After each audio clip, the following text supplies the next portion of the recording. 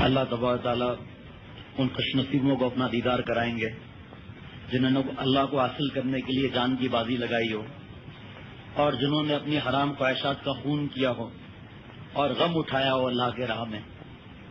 یہ غم بہت مبارک غم ہے۔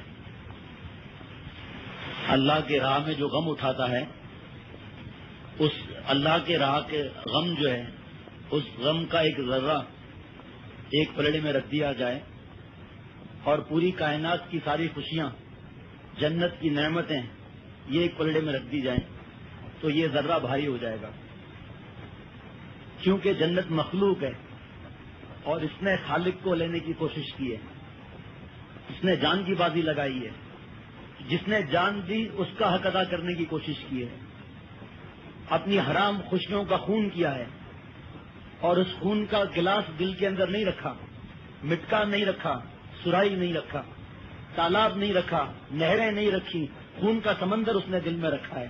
یہ تڑپ تڑپ کر جینا، لہو آرزو کا پینا۔ کیا جو اللہ کی راہ میں آگے بڑھتا ہے اس کو گناہ کا خواہش نہیں ہوتی؟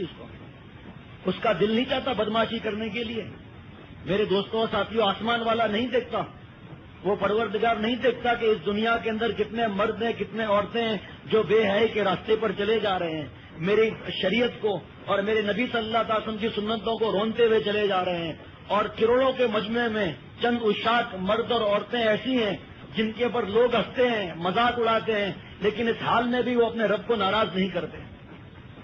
اس اللہ کو پیار نہ آئے گا، اس اللہ کی رحمت کو جوش نہ آئے گا کہ دل تو ان کا بھی چاہتا ہے لیکن نہیں عمل کرتے گناہ کی بات پر۔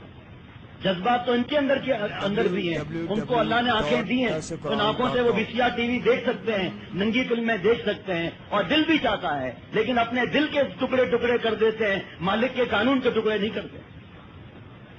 اللہ کے راستے کا غم ہے، لامحدود ذات کا ذرہ ہے، یہ لامحدود ذات کے راستے کا ذرہ ہے، تو یہ ذرہ لامحدود نہ ہوگا۔ پوری دنیا کی خوشیاں دوسرے پلڑے میں رکھ دی جائیں، جنت مخلوق ہے، اس نے مخلوق سے بڑھ کر خالق کو چاہا ہے، اس نے حضور صلی اللہ علیہ وسلم کی اس دعا پر عمل کیا ہے، اللہم انی اسألک رضاک، اللہم انی اسألک رضاک والجنہ واعوذ بک من سخطک والنار۔ اے اللہ، آپ کا نبی پہلے آپ سے آپ کی رضا مانگتا ہے، جنت بعد میں ہے، کیونکہ اللہ آپ جنت کے خالق اور مالک ہیں۔ یہاں مقابلہ مخلوق کا اور خالق کا ہے، جنت مخلوق ہے۔ اے اللہ، ہمیں آپ کا دیدار وہاں پر نہ ملا، آپ جنت میں نہ ملے تو ہمیں ایسی جنت بھی نہیں چاہیے۔ اے اللہ، جنت بھی ہم اس لیے طلب کرتے ہیں کیونکہ ہمارے نبی سکھا رہے ہیں، لیکن پہلے آپ کی رضا مانگتے ہیں، جنت بعد میں مانگتے ہیں، کیونکہ وہاں پر آپ کا دیدار ہوگا۔ اے اللہ، وہاں پر آپ کو دیکھیں گے، اور اللہ ان آنکھوں کو اپنا جلوہ دکھائیں گے جن آنکھوں نے اللہ کی راہ میں اپنے نور کو استعمال کیا ہوگا۔ سفید سفید آنکھ میں کالا کالا رنگ دیکھ کر، اور اس میں نور کا خزانہ جس نے رکھا اس اللہ نے رکھا۔